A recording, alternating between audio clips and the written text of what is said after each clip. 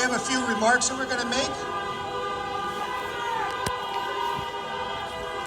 It's good to hear everybody out there. Let them hear it. For many Rhode Islanders, the COVID-19 emergency has translated into a long vacation. Although we haven't been free to go anywhere we want, we have been able to catch up on our TV shows, spend time with our immediate family, catch up on household projects, as well as yard work. Money has continued to roll in. In some cases, people are making more money than when they were working. It really hasn't been a time of worry. We hear every day about the statistics. This many new cases of COVID-19, this many have died. What we haven't heard much about is what is happening to our business community and the jobs that our business community brings to the Ocean State. The lockdown comes at a price, and it's time we start looking at what that is. Unemployment in Rhode Island was 3.4% in January and February of this year. It rose to 4.6% in March, which is a big jump. However, April has not been reported, but Rhode Island's unemployment was very similar to the national unemployment in those 3 months. So it's not difficult to think Rhode Island employment would have followed the national rate into April. The national unemployment rate went from 4.4% in March to 14.7% in April. That's the largest jump in unemployment in a single month in history. However, it really doesn't tell the whole story.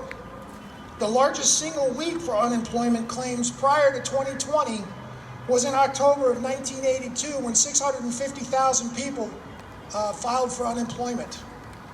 In the week that ended April 9th in 2020, 6.6 million people filed for unemployment, 10 times more than what the previous record was.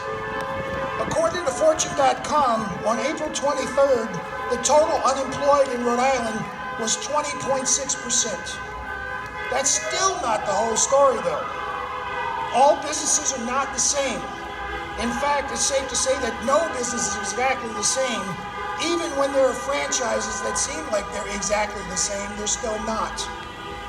There are many factors that would go into whether a business is built to survive the downturn. Some of the factors that at the time of the shutdown include: was the business leveraged in debt? What are the cash reserves? What are its accounts receivables and payables? How much inventory does it have, and is that inventory perishable? What are the fixed costs?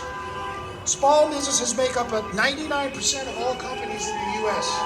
It is also responsible for about 64% of the employment in this country. Small business is generally the least capable of surviving a shutdown like we are experiencing. If we are the owners of a relatively new business, you are usually heavily in debt and also have put your own savings, many times all of it, into the business to get it started. Losing the business doesn't mean the loss of a job. To these business owners, many times it means losing everything: your home, your retirement. Some seem to think that when we open Rhode Island again, these businesses will just pick up where they left off. That's not the case. They will simply rehire the employees they laid off. That's also not the case. They won't exist. 50% we've heard that 50% of the restaurants will not survive this. That's very possible. 50%. I've heard estimates between 20 and 50% of all small businesses will be gone permanently. Each day that passes, more businesses are pushed closer to the edge. Each business situation is different. Each day they are forced to be closed or severely hampered could be their last. And it is dependent on the individual situation. What we can be sure of is that every day we are shut down, some of these businesses will be pushed past the edge and go out of business. Each day that is not necessary for us to be shut down, we lose businesses that will never come back. Today it's time to start telling those stories, making sure that all Rhode Islanders understand what's going on when it comes to this shutdown. Thank you.